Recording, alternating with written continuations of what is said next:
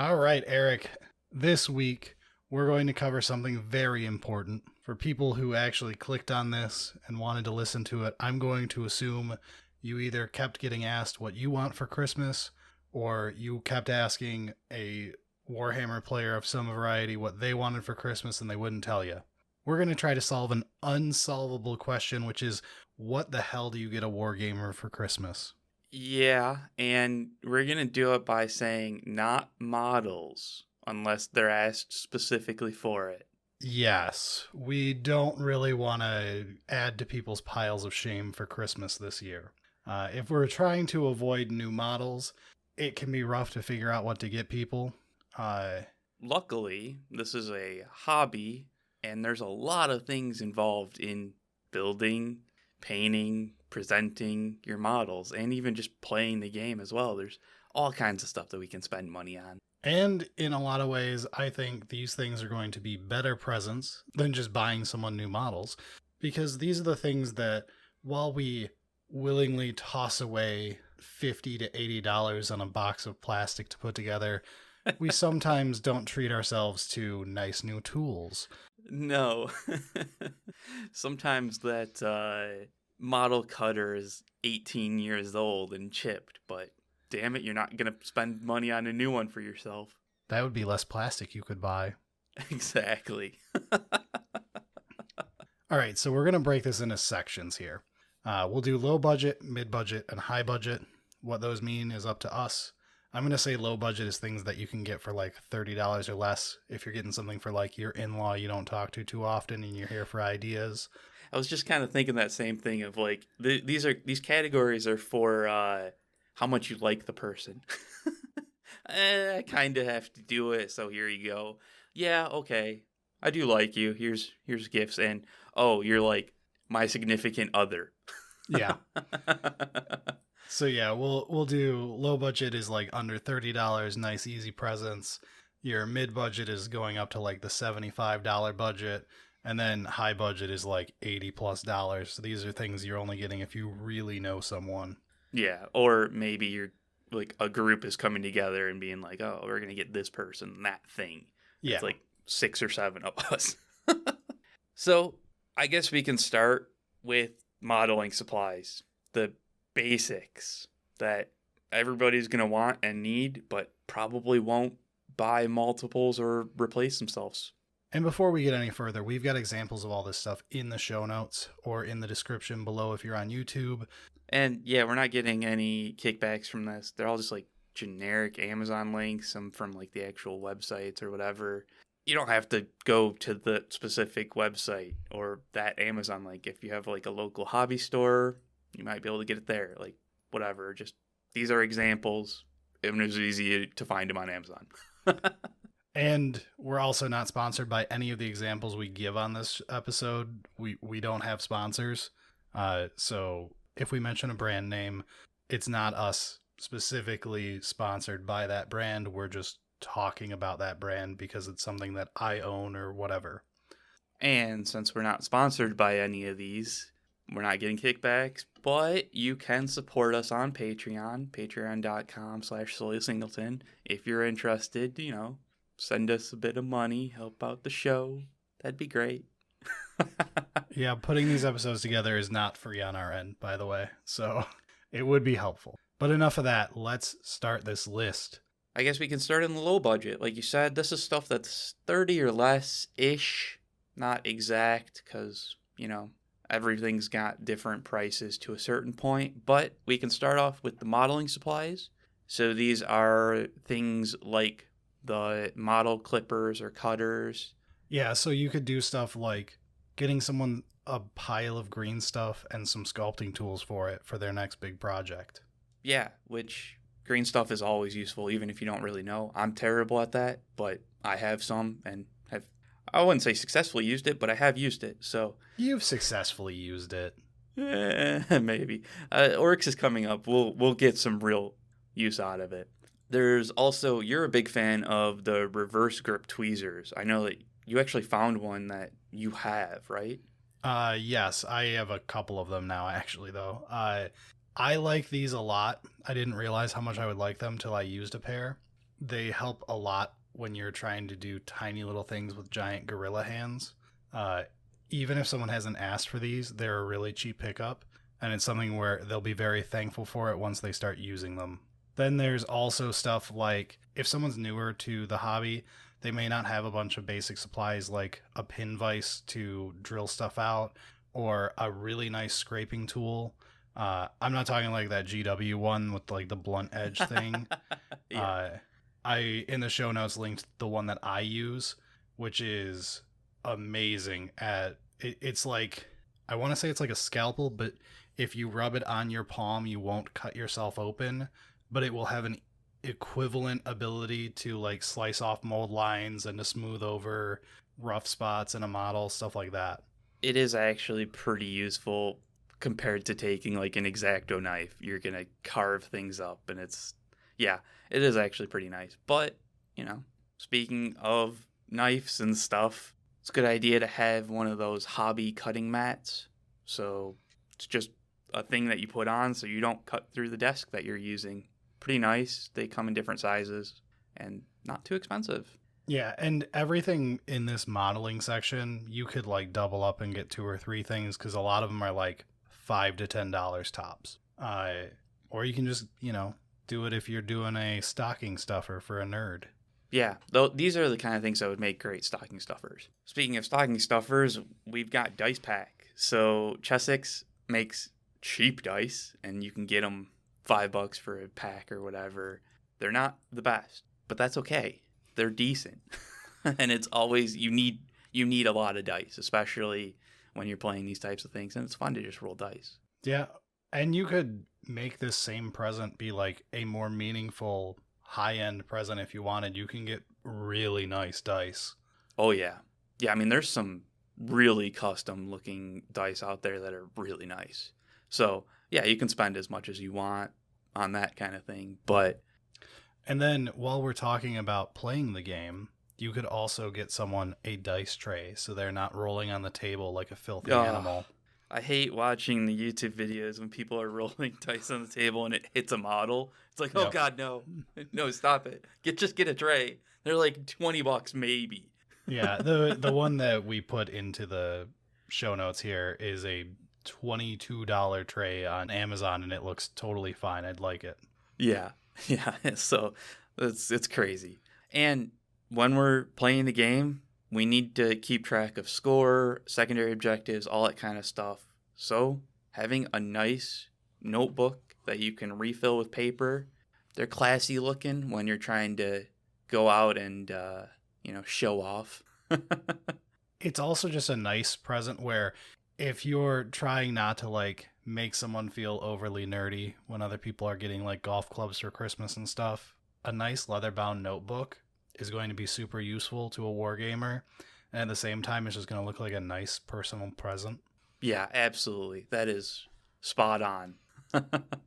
But then we could get into the painting side of things at the low budget if you know that the person you're buying stuff for is big into the painting part of the hobby.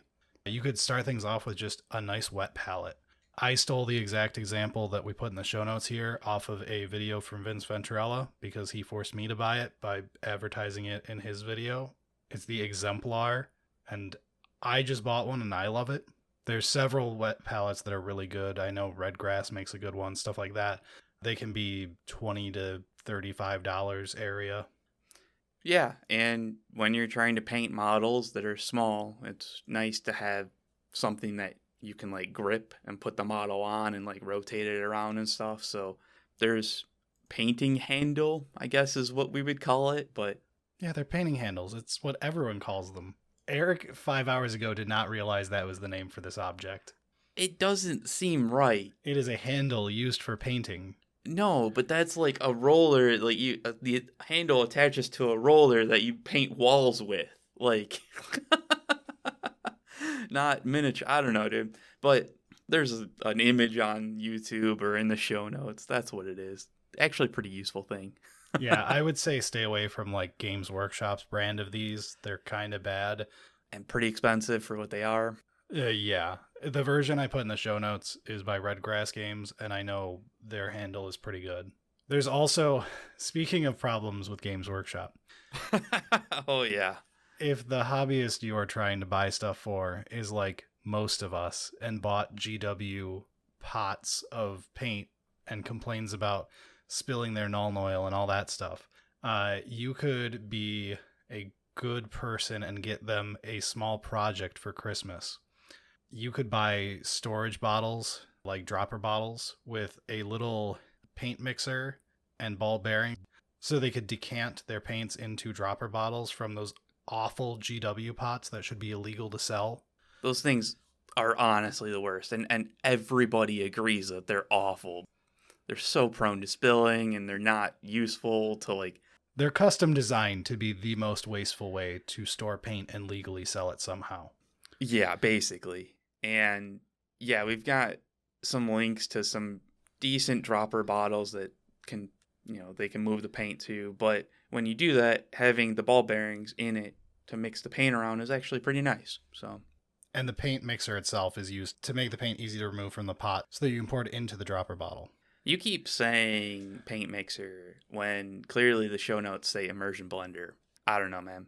It is. That was the first thing I thought of as immersion blender, but the word was paint mixer. Unlike Eric, I adapted.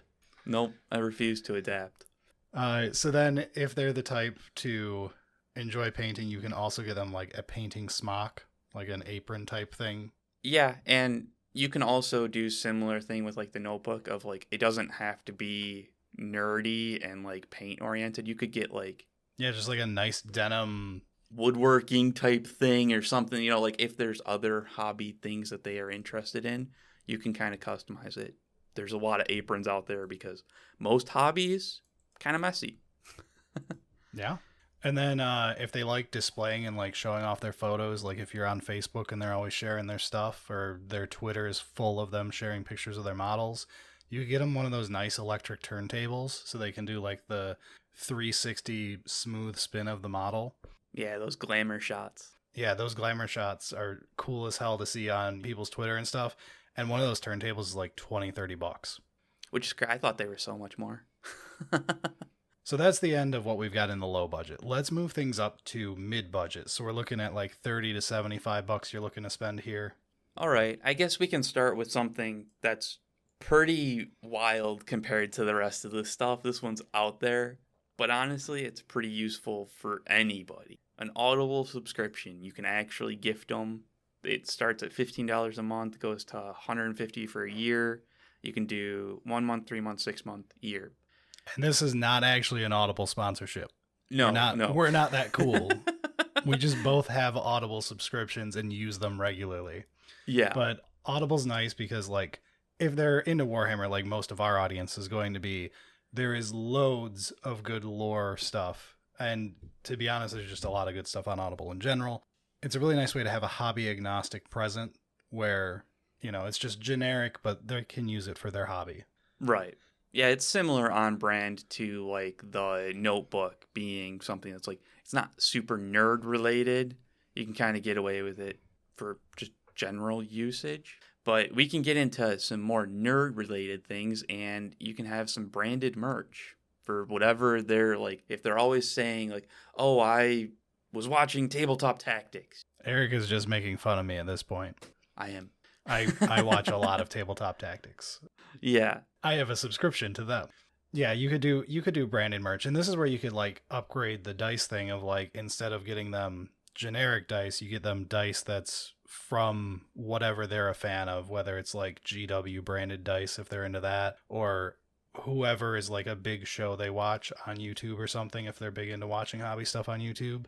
Yeah, and I mean, most of the larger YouTube and creators and stuff like that have some type of merch. Or team up with someone to make it. Exactly. So there should be some interesting stuff there, but we can move on from that to back into some more of the paint stuff. So moving on from that type of stuff, we can go back into the paint. Brushes. There are cheap brushes out there, and most hobbyists start with cheap brushes. Some would say we stay on cheap brushes for far too long. Yeah, and a lot of us don't want to spend the money on it because we don't know that like a nice brush is actually worth it. So a nice gift to give to somebody is a pair of just nice brushes or a nice brush set. And this can go from anywhere from like $20 for a nice brush to like $100 for a set of nice brushes. We've got a couple examples, but this is the kind of thing that, like, if they're really into the painting, it's possible that they haven't tried any of these nice brushes. And even if they have, nobody's going to say no and be disappointed by getting another nice brush. Yeah, I'm not gonna turn around a Kolinsky Sable. Yeah. And I'm not gonna turn around, like, my wife got me my Artis Opus dry brushes that I use for all of my, like, really serious dry brushing. When I want to get like a really nice dry brush out, that's what I use. Yeah, and like even if you had one or two of them, you're not gonna say no to another. Like that's still just that's awesome. So brushes, nice brushes. There's a couple links, for example. We could also point out that paint is never going to be something someone turns down. Yeah. There's a lot of things you could do if you know the person a little more for this present. Say they're looking at trying a new effect paint. Like right now, there's that dirty down rust effect that like everyone made a video about in the last 3 months. I know it was enough to make me want to go out and buy it. So like if they were talking about that, you could get them a bottle of that to try out. Maybe you want to get them some color shift paints if they want to try something funky on an upcoming project. Dude, those are so cool. They are. It's part of how my Thousand Suns is put together. And I didn't think I was going to go that route when I made my Thousand Suns. My wife just happened to have those and I decided to use them and it looked amazing. Yeah. You could go with like just one of those collection sets of a new brand you know they don't have. Like Pro Acryl makes a set for, well, they make a lot of different sets for their brand. Vallejo has a ton of sets. Like if you wanted to get like a Vallejo metal color intro set, like the best metal colors I've ever used in my life. Or let's say like they're looking at trying out oil painting for like they watched a video and saw that they could do cool oil stuff for an upgrade over Nuln Oil and stuff, but they don't really want to pull the trigger and try it. Get them an intro set to that.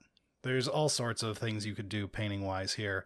And it's the type of thing where like, even if it's not something I plan to purchase for myself, if someone is like, hey, I got you this painting set I know you don't own, I'm going to be thrilled and want to try it out. Yeah.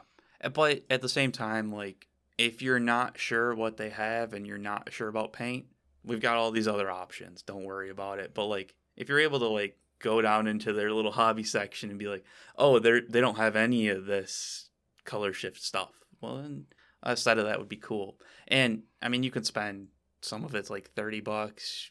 You could spend well over $100 if you want to go for big sets. Yeah, as much as you want. And if they already have a bunch of paint and you see it laying all over their desk or shoved into drawers, boxes everywhere on the floor, in the beds. If any of that has been something you've seen from this person before, a nice thing to get them would be paint storage. We recently got a bunch of nail polish racks to put in my brother's basement on the wall so we could put all of the paints along his wall. It's so nice when you're trying to get a new paint. It actually looks pretty cool. Like just seeing like all the paints out and visually, it's just really cool. Yeah, so something like that could be really good if you know it's something their hobby space needs. Yeah, and there's some that you can like put on the wall. There's other ones that like sit on a desk. One of the things that I can personally attest to that I am thrilled that I made the purchase is a small, cheap-ish airbrush. I mean, it's cheap. This is as cheap as you can try this. That's fair, but like we're still in the medium. Yeah, like we're not nothing. But yeah, this is one of the cheaper options to getting into airbrushing.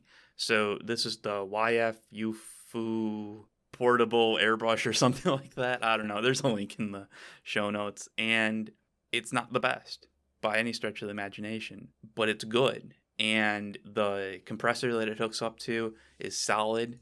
It does its job well. It's not loud, which is actually really nice. Like if you get just a generic air compressor, that shit's loud. Yeah, especially cheap air compressors are normally so loud. Yeah, you're going to get some noise complaints. But like this one's more portable, it's small, it's actually really nice, and I'm probably going to be upgrading the actual airbrush itself, but it works well enough that I'm happy personally to have bought it and gotten experience with it. It's probably my advice for anyone looking to try airbrushing on the cheap. Like, before you're ready to fully jump in, it's a $70 purchase on Amazon. It's not a great quality actual airbrush itself. You'll want to upgrade that over time, but it's good enough to learn on, and you'll destroy your first airbrush because you'll be an animal with it and you won't learn how to properly take care of it right away. So it's good to use a cheap one first, just like with normal brushes. And I mean, I'm expecting, like, even in the future, it'll be nice to have a cheap airbrush that I'm going to do a dumb little thing. I know this is dumb, but I don't want to ruin my nice airbrush. So it'll be nice to have as a backup. And it's worth noting, like, the whole package, because it's so small, you live in an apartment. Yep. And you are able to airbrush using this thing. Yeah, it's not really a problem. And I know that's something a lot of people are afraid of when they don't own an airbrush. They're like, oh God, I need like a whole setup, like a clean room so I can airbrush. And that's BS. Even if someone lives in an apartment, this is a fine thing to get them. And it's something they're probably too afraid to get themselves because they're afraid they're going to need one of those clean rooms or something. Yeah. Get them this, have them try it, and have them realize how easy it is and how long they've been missing out on airbrushing. Like I said, this is one that I can personally attest to having sold me on airbrushing. So, big fan of that one. And for people who live in apartments and work in a dank cave instead of a well-lit area, which is more of us than we want to talk about. I feel like the vast majority of us fall in this category. You could get hobby lighting. I know a much larger channel than us, Midwinter Minis, just did some video I haven't seen yet, but I know is on YouTube right now, all about hobby lighting. I have one that I like using that's like 50-ish bucks on Amazon. That's a nice hobby light where you have a nice bright LED light that you can change the temperature on and everything. And it's got a big magnifying glass in the middle, which you laugh at first until you're trying to do an edge highlight on a tiny, tiny little area. And you're like, wow, this is really useful. Yeah.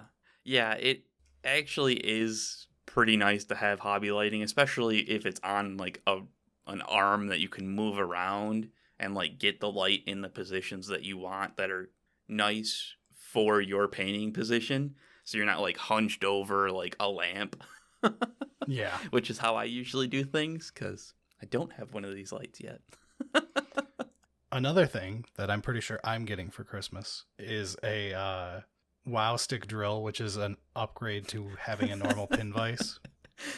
I was like, how are you going to tell this one? Like, a WoW stick drill. Yeah, that thing. Obviously, that thing. It's like the painting handle. It is a specific hand drill thing that I think Ninjon actually used originally, but I saw it in a Vince Venturella video where he was talking about how he got sold on it. And as someone else who has shaky old man hands and doesn't like using a pin vise that much, this is going to be a big upgrade if I do end up getting one. But these are, again, it's just like a pin vise, but it's electronic, so you can just push a little button like it's a pen, and on the side you can push a button and it'll spin the drill for you. But it's also not like a Home Depot drill that like weighs 5 pounds and is gonna rip apart the model. Yeah, it is the size of a pen. Yeah, so it's not gonna like over torque and just like light your model on fire. So that's enough of the hobby side. We've got some gameplay stuff in this medium budget territory. Terrain is a big deal. It actually is useful in gaming, and making it nice looking is a big step up from using your mom's baking tins and stuff like that we did. Hey, we loved using my mom's baking tins. That was amazing terrain. This is where Poorhammer comes from, damn it. Yeah, our roots are there, but upgrading to some nice actual terrain that you can paint or is already painted, it's really nice.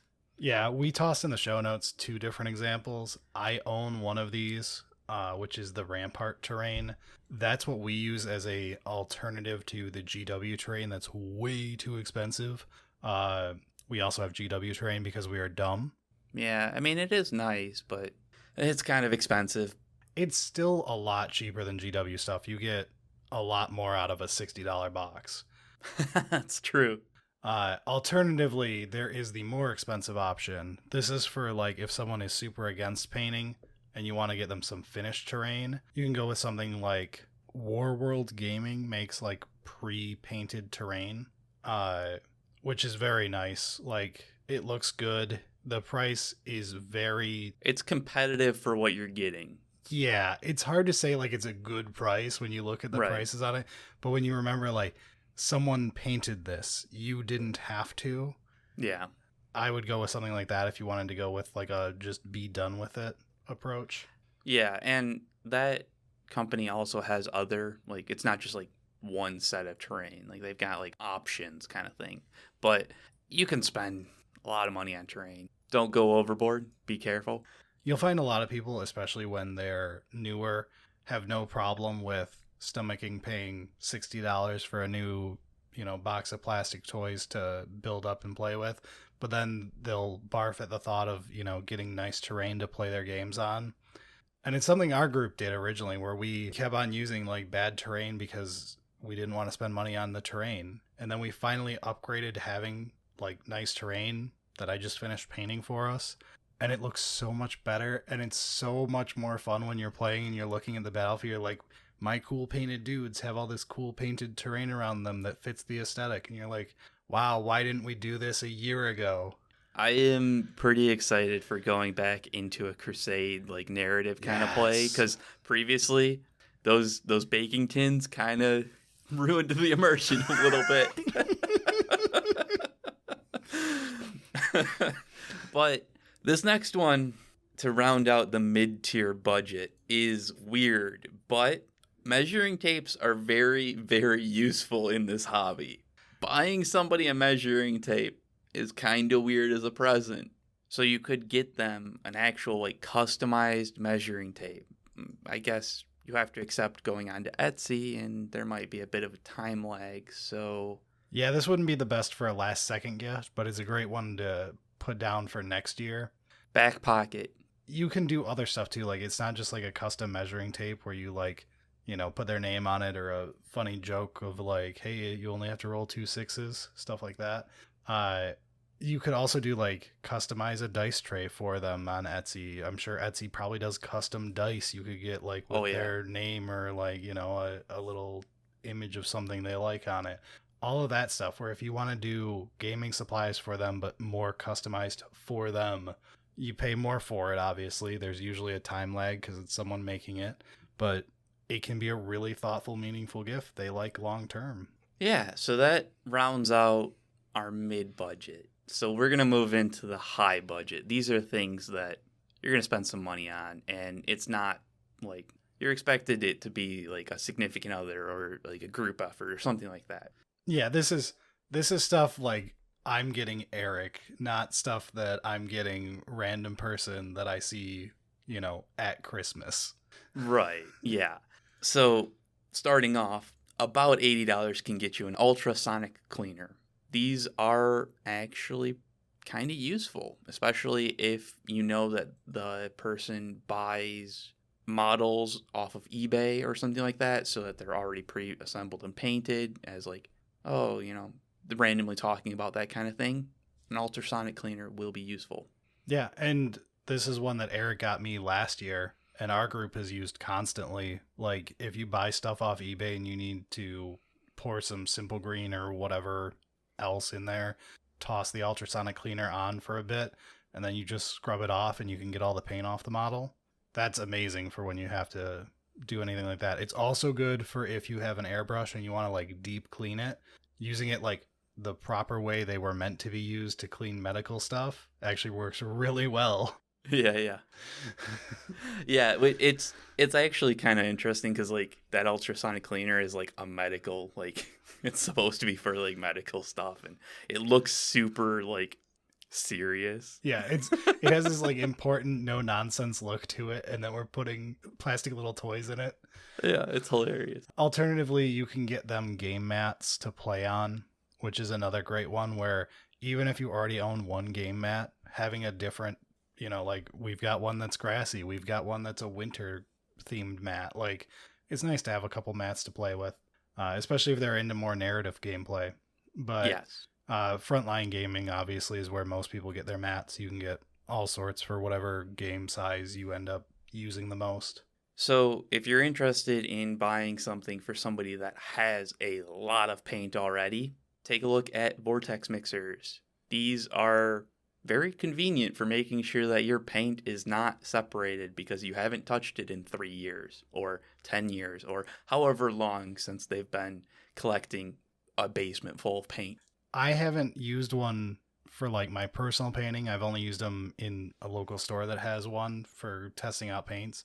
They're really cool. I just have never been able to argue the budget for myself, but it's definitely something where, like, if you're looking for something for, your significant other, there you go. I am sure that anyone would be happy to get this and to stop shaking like an animal to get that GW pot to work. Yeah, there's a couple links. I think the Lab Genius mini vortex mixer is pretty standard, but there's some more scientific oriented ones that are no nonsense. And that, I think the one that is from Scientific Laboratory that we've linked is one that you actually used in one of the stores or whatever. So like, yeah, that's the local store has that one in it. So right. And these are like $80 to $120. So not too bad. yeah, there's still a lot more than you're probably going to spend on people. Right. If they already have an airbrush, there is a couple things you could do for them. Number one would be get them like a fume hood for their airbrush, which is nice. They're not like super necessary, but it is really nice for like keeping a clean work area and everything. Especially if you're in a colder place, because like sometimes you don't want the paint kind of just like lingering around and you can't go outside to do it because it's cold. Yeah, so fume hoods are nice. They're about $100, at least for the better ones. You can also take a look at getting a really nice airbrush. So, Brad, you've got a pretty nice airbrush. Yeah, I use an Iwata Eclipse. You can go way higher than that too. There's like $400 airbrushes, but let's not get into that one. Yeah, that would be a bit much. An Eclipse will run you anywhere from like $140 to $170. This is more for someone who airbrushes, but has been using like their intro airbrush that's been beat to crap over the last year. Yeah, if they've been kind of complaining about their airbrush, like, oh, it doesn't do this, or it's it's getting old and stuff like that. Yeah, this would be an amazing present for someone who doesn't have one, because we went from having like a $60 Neo is what I started with to I bought this one, and oh my god, is it noticeable the first time you use it. Like, Yeah. I have put so much work into this thing and it's going like a champ compared to that old Neo. On the same vein, you can look at getting them a nice, quiet compressor. So like we said earlier, some compressors, the cheaper ones, sound like a 747 trying to take off. Like, they're insane. I don't understand how they can make that much noise doing what they're doing, but there are nice ones. Like, there's $150-ish for a couple of them that we put in the link, and I haven't used them personally, but from what it's been told, they're good and not very loud. They're somewhere around 50 dB, so you'll hear it, but it's not overwhelming. Yeah, and that's exactly the line I would look for if you're searching for like a quiet compressor. Like, say they're annoying you constantly by having a loud ass air compressor. 50 decibels tends to be the line where under that is considered really quiet. Yeah. Another thing you could do is get them something to display their models in if they're constantly painting stuff and they're just kind of throwing it on a random shelf. You can get like a really nice like glass display cabinet at IKEA, stuff like that. And these are like, we're talking about presents for like someone where you know what they're going to want, but these are just more reminders at this tier of presents rather than you've no idea what a person wants. It's more like, hey, have they complained about this year? Yeah. Yeah, this is definitely one of those, like, you should probably talk with them and make sure that they're okay with that, whatever it is, some type of bookshelf, an IKEA display cabinet. so that it fits into their environment correctly. But it does look nice when you're able to have a nice display area. Another useful tool, and this is for basically any hobby that's hands-on, is a Dremel. Yes, this is a great generic one. Yeah, and honestly, Dremels are just useful. Like, even just away from hobbying, you'll find uses for a Dremel. I actually bought the one that's in my basement for my wife for her cosplay hobby. Yeah. And the thing it gets used for most is cleaning up the dog's disgusting talons. The Talons. the dog's nails get insane, and he does not like having his nose or his nails clipped. So we use the Dremel on his paws, and he likes that better. Yeah, and that's the thing is like the Dremel is useful in hobbying. Yeah, but it's useful everywhere. A good useful tool to have access to, and they're only like $150 for like an actual Dremel with stuff, attachments on it and stuff like that, which I thought they were a lot more than that, but not a bad gift. No, it's a really good generalist gift if they don't have one. Yeah. And is like a last hobby one that's pretty big. This isn't going to be cheap. It would be something like a 3D printer. Yeah. If they've been in the hobby for a bit and they've been eyeing up a 3D printer, you can pretty safely get them like an Anycubic photon model or an Elegoo. Those are very cheap nowadays. They're a very good entry point into 3D printing. In our playgroup, we own 2 3D printers. They see a lot of use. They're very well accepted in the hobby at this point. Like, everyone uses 3D printed models or bits at least. Yeah. People like 3D printing all sorts of projects. There's huge communities around all sorts of 3D printed stuff. Yeah, and I mean, these are more expensive. You're like, they're cheaper, and they are cheaper. They're like $200 to $300 for the cheap end of these resin printers, but it's still $200 to $300, and it can go up. Yeah, there's expensive ones that are like $1,000, but we're not going up there. These ones are the ones that we started out with. We still use. I have 3D printed models that we've shown on my Twitter and everything that are all painted up and look nice. Yeah, and they look beautiful. And even if you know that they're not going to print full models because whatever, they don't want to do that, they want to buy, you can print like accessories onto models so that they can be customized. You can print a fancy looking hat or stuff like that, like shoulder pauldrons for Space Marines with your custom chapter logo on them. Exactly. Like, if you're in this hobby for long enough and you're interested, or if you know that the person is interested in 3D printing, they can find uses for it. Yeah. This is the type of gift, though, that you get someone that you live with, where they can do it. I will say 3D printing doesn't have that much of an issue. The way that we handled it when I did it at my house was I put it in my guest bathroom that no one really uses, and whenever the print was running, I just turned on the fan in there and it pulls all the fumes out. No issues. You didn't know that I was 3D printing. There was no resin smell outside of that room. And I printed in there for weeks and weeks and weeks. And if you walk in there now, there's no like lingering smell or anything. It's not like when people say it can smell, they mean like temporarily while it's running in the room with it, not a long-term issue. If your environment's more restricted and like in an apartment that you don't have an extra bathroom that you can lock up for a day, maybe it's not a good idea to go into the 3D printing with resin. No, again, everything in this category I consider to be, you should know what you're getting into. You're not randomly buying someone a 3D printer. Yeah, so I mean, 3D printers definitely on the more expensive end, but they're super cool. And just to kind of round it out, having a tablet is actually kind of useful when playing the game, so you can review your lists, you can make notes. Like, not everybody has the greatest handwriting to use and successfully use a notebook with paper. Some of us would like an electronic way to do that, and a tablet is convenient. They're also convenient for looking at your very legal PDF of your codex midway through a game, or loading up your battle scribe list so that you can see live what your stats on your units are very conveniently. Yeah.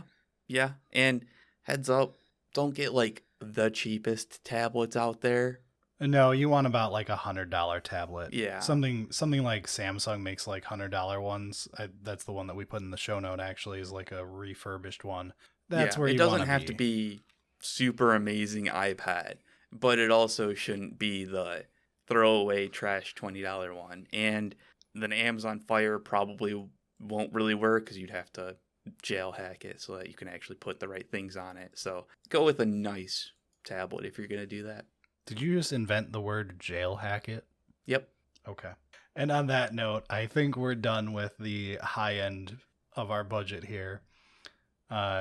Hopefully somewhere in this episode you found what you're looking for suggesting presents for yourself or for getting presents for a wargamer who is awful at telling you what they want for Christmas. But that's enough of us. Let's get out of here for the week. And if you still don't know, you can always just get a subscription to Warhammer Plus. It's like $6 a month, $60 a year. Oh yeah, let's go. Oh my God, do not do that. Don't do that to somebody. Yeah, probably not.